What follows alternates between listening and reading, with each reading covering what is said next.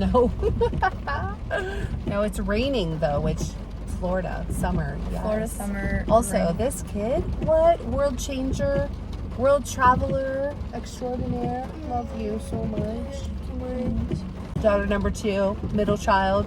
Middle child vibes. If you're a middle child, comment at the tag because you're just gonna fit right in. Tell them your favorite thing about Jesus. Favorite thing about Jesus? Oh, he's so faithful. Right? So faithful. And he's my friend. Right? And, oh, wow. I'm about to tear up now. Good. What's your favorite thing about Jesus? My favorite thing about Jesus is his face. Ah, okay. I like when I can envision him like this close and like see the detail of like how he looks at us. It just reminds me like, oh, he's like this close to us all the time. You know? Yeah, his eyes then, like watching you, looking out for you like a mom or dad. Like a mom or a dad. Give your greatest piece of advice. Oh, shoot. Excuse me for the interference. Wow. Greatest piece of advice. Piece of advice for life, for marriage, for family, like what? Here it is. I got it. It doesn't matter what it is. Ready? This is the greatest piece of advice. I read it somewhere. Ready? Okay. It's to love God and love people.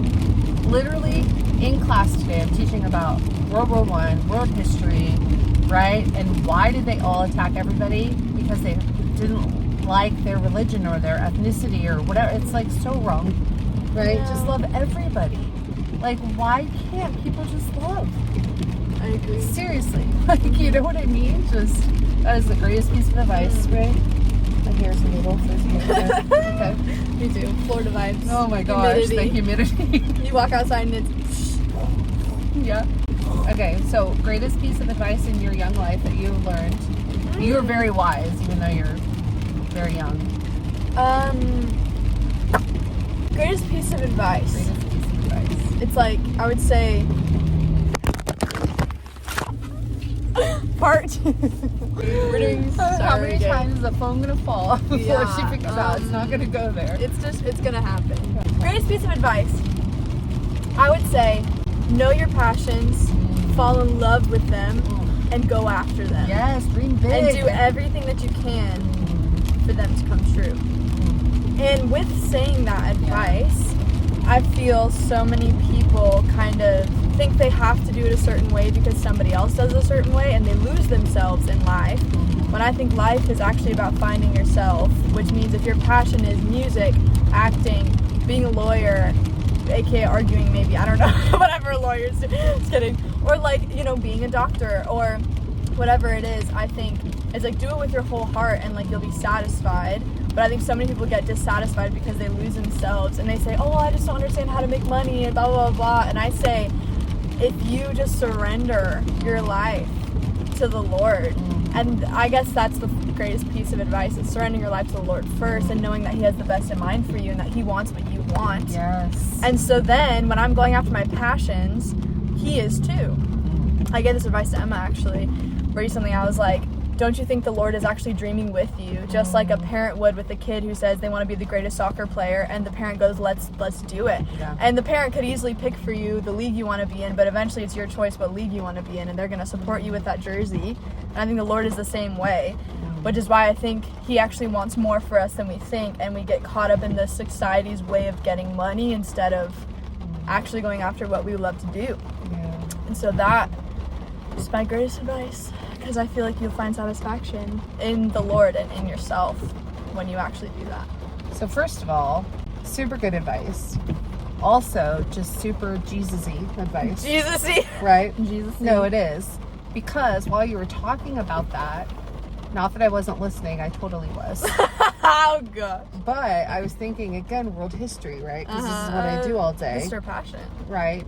History. If Hitler hadn't been rejected in his art school and told, can't do it, would World War II have really happened? I'm just saying. Right. He could have followed his passion and been an artist instead of, you know, like, why do we critique all these passions that people have when I'm like, in reality, shouldn't we be supporting everybody's thing that they love to do. Don't you love art? Art, baking, music, science, oh like all my these things. gosh. I'm like, who says we have to only have this one type of intelligence? No, but listen, that goes back to loving people.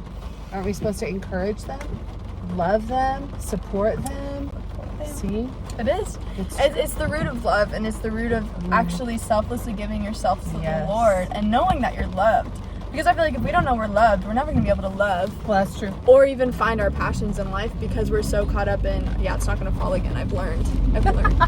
Learned the hard way. Yeah. But yeah, I feel like I definitely could have worded all of that better, but I think you get the idea. You get the idea of what I mean. It's just like, man, life is just so fulfilling when like you're not worried. I was just telling her this yesterday. Be anxious about nothing. Worry about nothing. Be anxious about nothing. But in everything, make your requests be made known to God. And he knows. But I think we have to first know that his nature is good and that he actually wants to hear us. And he actually loves us.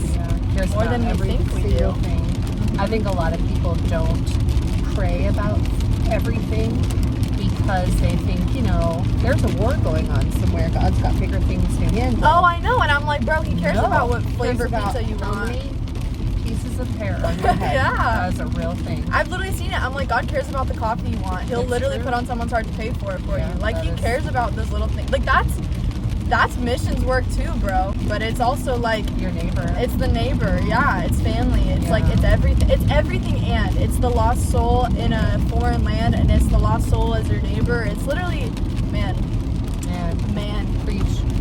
Preach, girl. Woo-hoo. Anyways, that's life advice with Sharon and Al. Or Shay and Al. Shally. Anyways, any last words for the people? No, I'm good. We're just, listen. Go hug someone today, Go hug someone today. Go hug someone today. Yeah. Love someone, but don't overly love them. Right? How do you overly love someone? Like, teenagers in high school. Right.